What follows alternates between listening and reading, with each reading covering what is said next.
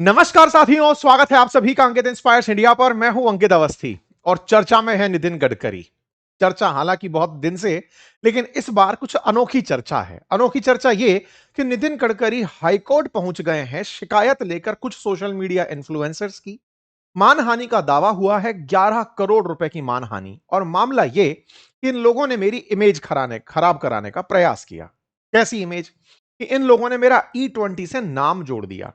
E20 से नाम जोड़ दिया। अगर आज इस देश में आप कहीं किसी से सुने कि E20 को रोल आउट करने वाले कौन, तो नाम सबसे ऊपर नितिन गडकरी का चला आता है। लेकिन तथ्यात्मक रूप से जो हाईकोर्ट में नितिन गडकरी ने जवाब दिया है, वो संभवतया मीडिया में जैसे ही और चर्चा के बीच में जैसे ही पहुंचेगा, तो लगेगा कि ओ माय गॉड, ये तो जबरदस्ती ही फुटेज खा रहे थे, करता धरता कोई और था। ऐसा क्यों हो रहा है? क्योंकि असल मायने में पेट्रोलियम डिपार्टमेंट तो हरदीप सिंह पुरी के पास है। गडकरी जी का कहना है कि साहब, मेरा तो डिपार्टमेंट ही नहीं है, मेरे पीछे जनता क्यों पड़ी है? बोले सवाल साहब अब क्यों समझ में आया? जनता तो आपके पीछे बहुत दिनों से पड़ी है। तो आप हर बार फ्रंट फुट पर आकर के लंबी लंबी मीडिया बाइट्स, इंटरव्यूज, पॉडकास्ट, ये सब में आप जो थे, वहां आप E20 को डिफेंड करते हुए क्यों ही दिखाई पड़ते थे? तो शायद कारण धर्मेंद्र प्रधान रहे होंगे। हाल ही में धर्मेंद्र प्रधान का इस्तीफा हुआ, तो जैसे ही इस्तीफा हुआ, सब जगह एक नया माहौल और चर्चा कि अगला नंबर नितिन गडकरी का। जैसे ही प्रधान गए, तो नितिन गडकरी क्यों हाशिए से सेंट्रल स्टेज पर आ गए? तो आंसर था E20। क्योंकि अल्टीमेटली देश में अगर इथेनॉल ब्लेंडिंग पेट्रोल में हो रही है 20%, तो उसकी कवायद और उसकी पूरी तरह से वकालत करने वाले व्यक्ति नितिन गडकरी जी थे। नितिन गडकरी जी के ऊपर जितना माहौल बना हुआ है, ये तो बीच में धर्मेंद्र प्रधान जी का मामला, सोनम वांगचुक जी, और उसके बाद में बीच में उठ के आ गया। अदरवाइज आज से लगभग 3 हफ्ते पहले, या कहें तो जुलाई की शुरुआत में, E20 को लेकर ही चारों तरफ कोहराम मचा हुआ था, जिस पर हमने आपके सामने प्रॉपर एक एनालिटिकल वीडियो भी किया था। हमने नितिन गडकरी जी का इंटरव्यू भी इसीलिए किया था कि बताइए भैया, ये E20 की कहानी क्या है? तो उन्होंने समझाया कि देखिए, E20 से कोई नुकसान नहीं है, किसानों को इससे फायदा है, इससे कोई गाड़ी को नुकसान नहीं होता। लेकिन किसानों को फायदा है, ये वाला सवाल लोगों के दिमाग में सेट नहीं हो पाया। क्यों नहीं हो पाया? बोले किसान तो अभी भी गेहूं, गन्ना, जो भी सामान या शुगर केन वो बेच रहा है, वो थोड़ी इथेनॉल बना के बेच रहा है। किसान का बार बार नाम लेकर ये सिंपैथी कार्ड बटोरने की क्या जरूरत है? सवाल इसलिए बड़ा बना क्योंकि किसान तो आपको मंडी में ले जाकर अनाज बेच दे रहा है।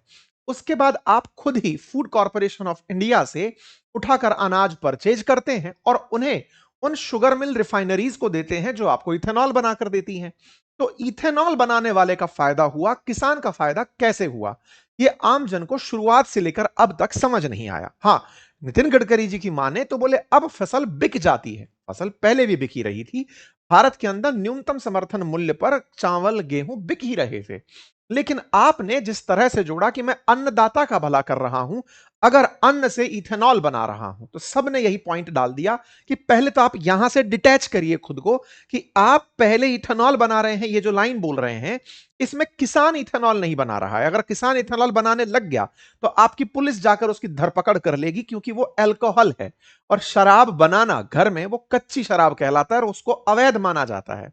खुद के आपके आबकारी के राजस्वों में नुकसान होता है। ये चर्चा हमने इनसे जब इंटरव्यू किया तब भी की। इसका मतलब सीधा था कि किसान को कोई इससे सीधा लाभ नहीं हो रहा था। इवन घूम फिरे कर भी नहीं हो रहा था। आप ये कह देते कि नहीं साहब, माल बिक जाता है, वो पहले भी किसान का बिक रहा था। एनीवे, तो फायदा किसका हुआ? जिन्होंने इथेनॉल बनाकर बेचा। कुछ भी हो, लेकिन नितिन गडकरी जी ने इसकी जबरदस्त वकालत जरूर की।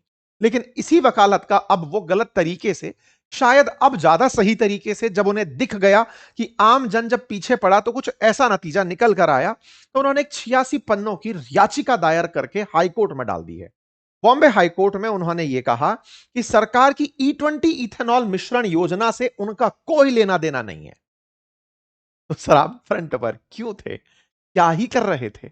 उन्होंने मेटा, एक्स, गूगल, यूट्यूब और कुछ अज्ञात सोशल मीडिया यूजर्स के खिलाफ कोर्ट में केस कर दिया है और कहा है कि AI से बने फर्जी वीडियो, तस्वीर हटाए जाएं। साथ ही 11 करोड़ रुपए का हर्जाना भी इन्होंने मांगा है। इन्होंने 86 पन्ने की याचिका में उस मिश्रण योजना से खुद को पूरी तरह अलग करते हुए कहा कि मैं तो सड़क परिवहन मंत्री हूं, मेरा पेट्रोलियम मंत्रालय से कोई लेना देना नहीं है, पेट्रोल तो हरदीप सिंह पुरी जी मिलाते हैं। ये जो बॉल पास इट ऑन होते होते अब हरदीप सिंह पुरी जी के पास पहुंच गई है, जिनका नाम एप्स्टीन फाइल में आने के बाद से किसी प्रकार से प्रबंधित होकर फिलहाल मीडिया में नहीं है, लेकिन क्या पता इनकी इस याचिका से हरदीप सिंह पुरी जी अब फ्रंट फेस पर आपको दिखाई देने लगे, क्योंकि गडकरी जी ने उठाकर वो बॉल दूसरे के हाथ में डाल दी, ये पकड़ो तुम खेलो इससे। खैर, इनके वकील ने कहा है कि कार्यक्रम जो इथेनॉल मिलाने का है, इसकी तो शुरुआत भी 2003 से हुई थी। मतलब ये कि जिस तरह से प्रोटेस्ट हुए और जिस प्रकार से अकाउंटेबिलिटी मंत्रालय दर मंत्रालय पहुंची, तो भीतर गाहे एक बात रहती है भाजपा के अंदर कि गडकरी जी से जो शाह और मोदी पर मतलब मोदी और शाह की जो जोड़ी है, इतनी खुश नहीं रहती। कई बार ऐसी वीडियोस अपोजिशन की तरफ से कई बार सोशल मीडिया पर निकाल कर दिखाई गई हैं कि एक वैचारिक फेमिनिस्ट सा है, लेकिन गडकरी जी के पीछे पूरी नागपुर लॉबी खड़ी है, संघ खड़ा है, इसलिए गडकरी जी स्ट्रांग स्टिल खड़े खड़े हुए हैं।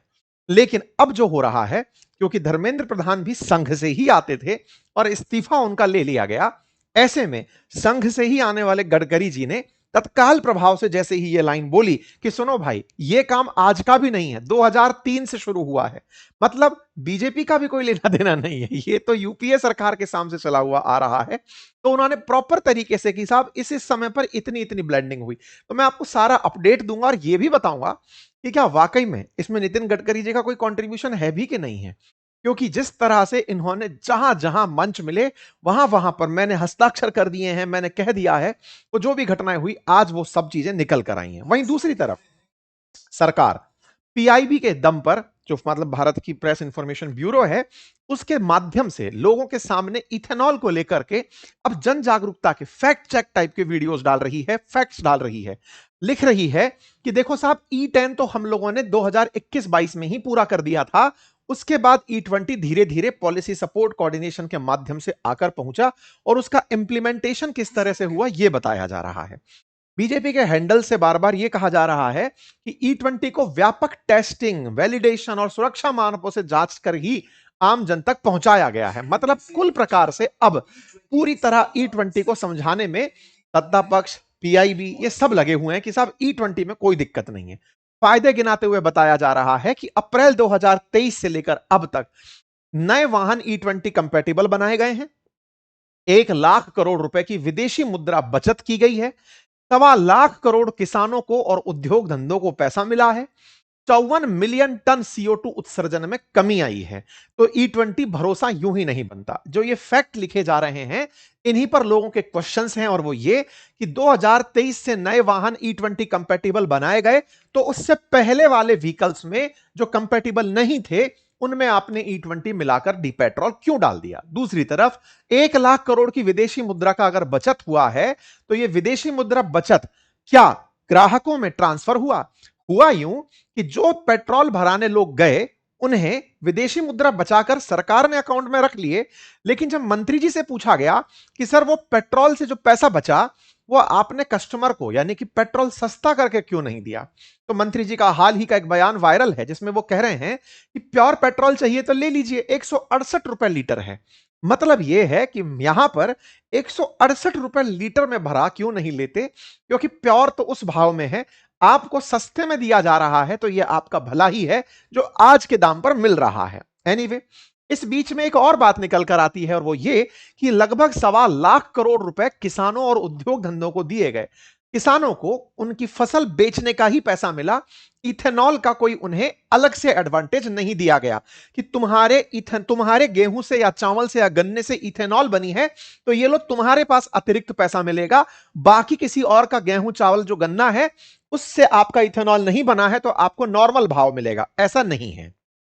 देश में जो एमएसपी है उसी के आधार पर ही ये सारी चीजें खरीदी और बेची जा रही हैं।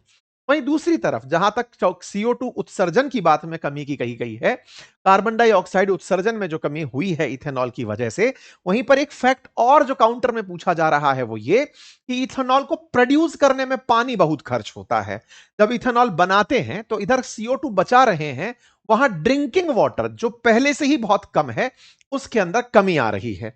तो कैसे आप इसे जस्टिफाई करेंगे? अब यहां पर काउंटर क्वेश्चंस चल रहे हैं। खैर, फिलहाल गडकरी जी की बयान पर आते हैं, क्योंकि उन्होंने साफ कहा कि मेरा इससे कोई लेना देना नहीं है, ये तो हरदीप सिंह पुरी जी के मंत्रालय में आता है। तो देखिए इनका मंत्रालय चेक कर लेते हैं। नितिन गडकरी जी फिलहाल रोड ट्रांसपोर्ट मिनिस्टर हैं। इनके पास ये मंत्रालय जब से भाजपा सरकार आई है, रोड ट्रांसपोर्ट और हाईवे 2014 से है।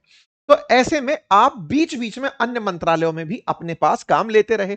शिपिंग रहा आपके पास, rural development, Panchayati Raj, water resource, river development, MSME, ये सारे विभाग आपके पास रहे। लेकिन जहां तक बात हो E20 फ्यूल की, तो आपने देश में E20 को अपनी तरफ से कि भाई मैं हूं उस सोच का व्यक्ति जो इथेनॉल ब्लेंडिंग को उचित ठहराता है, यह एक मुहिम छिड़ी थी। 2016 का एक ज्ञात डॉक्यूमेंट हमें मिला जिसमें आपने कहा कि दिल्ली पॉल्यूशन मेरी लाइफ को परेशान कर रहा है। जो दिल्ली के अंदर पॉल्यूशन है उसके पीछे असल में पंजाब हरियाणा के अंदर जलाई जाने वाली जो भी भूसी है, जिसकी वजह से जो बच जाता स्ट्रॉ है, उसकी वजह से धुआं होती है और दिल्ली में पॉल्यूशन होता है। तो आपने कहा Delhi pollution impacted my life, rice straw, जो चावल की जो स्ट्रॉ बच गई वो, people burn can causes pollution and can be used to produce second generation ethanol which can be blended with petrol। तो आपने सलाह देते हुए कहा कि उस इथेनॉल का इस्तेमाल किया जा सकता है क्योंकि उस राइस की जो भूसी है उस भूसी से इथेनॉल बनाया जा सकता है और बना करके उससे इथेनॉल बना करके पेट्रोल के अंदर उसे मिलाया जा सकता है। और 2018 के अंदर कैबिनेट ने national policy on biofuel apply करी, जिसमें corn, cassava, damaged food grain जैसे wheat, broken rice, rotten potato, unfit जो human consumption for human ethanol ethanol production है, उनसे बायोफ्यूल बनाने की बात की गई। 2017 से लेकर के 2023-24 तक का अगर डेटा उठाएं तो ऐसी बहुत सी जगह जानकारी निकलती हैं जब सरकार ने अपने स्तर पर इथेनॉल की बातें की हैं। जहां तक बात हो नितिन गडकरी जी की, तो आप 2024 में एक डॉक्यूमेंट मिलता है न्यूज चैनल पर जिसमें Indian auto companies will soon produce 100% ethanol run car and two wheelers. आपका बयान था इथेनॉल बायोफ्यूल की to securing farmer income and cutting energy import, Gadkari ji 2025 में आपका बयान था। और ताजा ताजा अभी 14 जून का ही आपका बयान है, जब तक धर्मेंद्र प्रधान जी का इस्तीफा नहीं हुआ था, आप एक मंच पर यह कहते हुए पाए गए कि मैंने आज, मेरे लिए दिन बड़ा खुशी का है, कल रात को 8 बजे ही मैंने एक फाइल पर साइन किया है 100% इथेनॉल, उसको नियम बनाकर कानूनी रूप से प्रक्रिया बनाने वाली फाइल पर मैंने साइन किए हैं। यानी कि अब मारुति की वैगनार फ्लेक्स फ्यूल 100% इथेनॉल पर चलने वाली बनाई जा सकती है। हीरो होंडा वाले जो हैं, हीरो वाले, हीरो मोटरसाइकिल वाले, उनकी 5 में से 3 बाइकों को, 5 मोटरसाइकिल को ऐसा बनाने की बात चल रही है।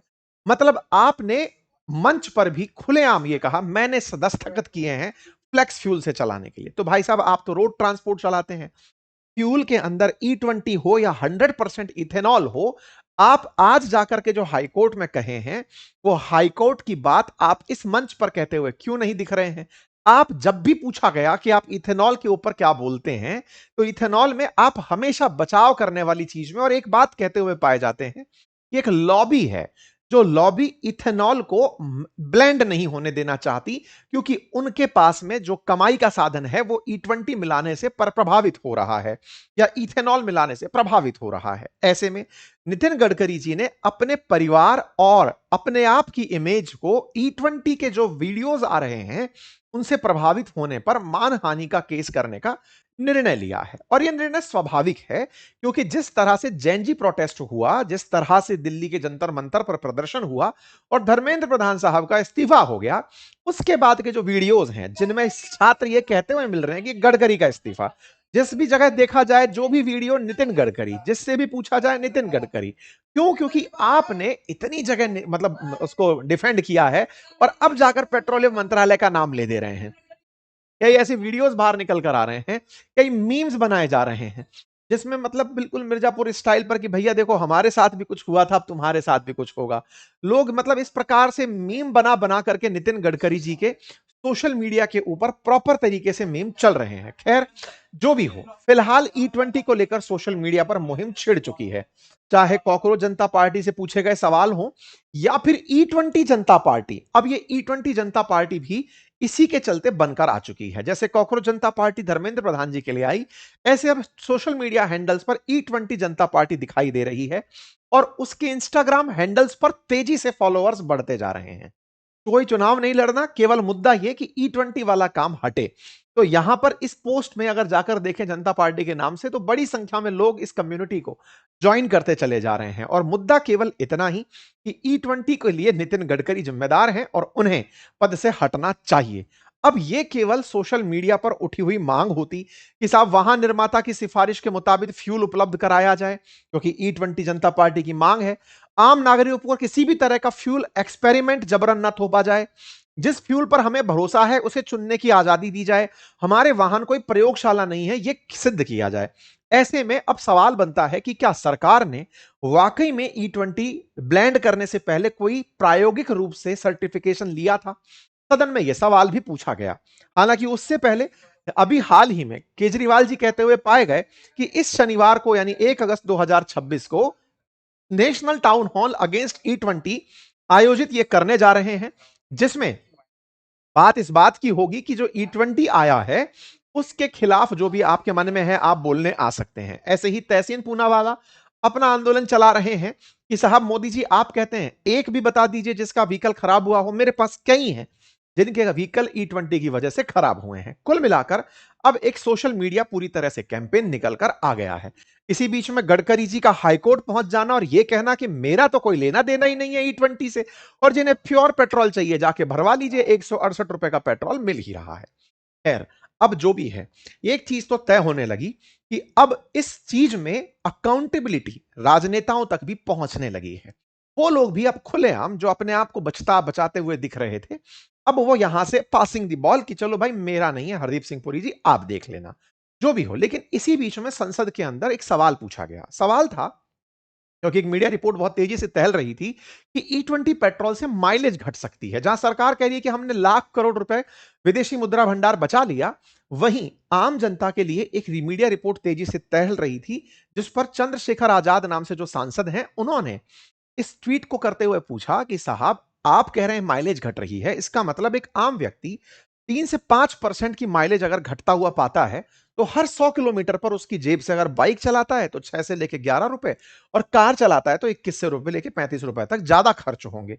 इसका मतलब पहले तो E20 भराओ, उसके बाद ज्यादा पैसे खर्च करो, तो टेक्निकली उस व्यक्ति की जेब पर तो दोहरी मार पड़ गई। और सरकार बता रही है कि देखो हमने पैसा बचा लिया, तो आप तो अपने जन के पैसे ज्यादा काट कर निकाल ले जा रहे हैं। गाड़ी भी खराब हो रही है, ज्यादा पैसे भी जा रहे हैं, और तो और सरकार की हाल में एक मीडिया रिपोर्ट में न्यूज छपकर आई और वो ये थी कि ethanol blended petrol roll out में गवर्नमेंट ने कहा कि हमने E20 कंपैटिबल व्हीकल कितने हैं इसका कोई असेसमेंट ही नहीं किया था। यह बात हाल ही में संसद के अंदर एक सवाल के माध्यम से पूछी गई थी। जब सवाल पूछा गया कि बताइए E20 जो पेट्रोल है उसका व्हीकल परफॉर्मेंस पर क्या असर पड़ेगा, 20 जुलाई 2026 की है, तो सरकार की तरफ से मिनिस्ट्री ऑफ स्टेट और मिनिस्ट्री ऑफ पेट्रोलियम की तरफ से सुरेश गोपी ने यह जवाब लिखा और उसमें उन्होंने यह कहा कि 2023 से पहले कितने E20 कंपैटिबल हैं इसका कोई भी डेटा हमारे पास नहीं है। कुल मिलाकर के E20 की वजह से अकाउंटेबिलिटी आना शुरू हुई है। यह तय है कि E20 भविष्य में एक चर्चा का विषय बनेगा। E20 के साथ साथ आम जन के पास एक विकल्प रहे, प्लस अगर वाकई में इसकी वजह से कोई नुकसान हुआ है तो उसका प्रॉपर असेसमेंट हो। प्रयोग के नाम पर लोगों को बिना कहे कि लो भैया तुम पर प्रयोग किया जा रहा है, उन्हें गिनी पिग ना समझा जाए। यही कुछ लोगों की मांग है और यह मांग अब धीरे धीरे बड़ी होती जा रही है। आपको क्या लगता है? आपकी राय कमेंट बॉक्स में जरूर दीजिएगा। चैनल पर नए हैं तो सब्सक्राइब कर लीजिए। और हां, इसी बीच में गडकरी जी के बेटों की जो कंपनी है उसका स्टॉक भी अब धीरे धीरे नीचे गिरने लगा है। अब किसका क्या इंपैक्ट है ये तो आने वाला समय बताएगा। बाकी फिलहाल के लिए इतना ही। और हां, अब हमने इंस्टाग्राम पर भी रेगुलर अपने एक्सप्लेनर्स डालने शुरू कर दिए हैं। अगर आप हमें चाहें तो फॉलो कर सकते हैं, ये हमारा हैंडल है और यहां पर आप हमें फॉलो कर सकते हैं। ठीक है साहब, आज भी हमने आसाम की बाढ़ के ऊपर यहां पर एक वीडियो डाला है, आप उसे अवश्य सुने और आने वाले समय में आपको जानकारियां और भी मिलती रहेंगी। धन्यवाद।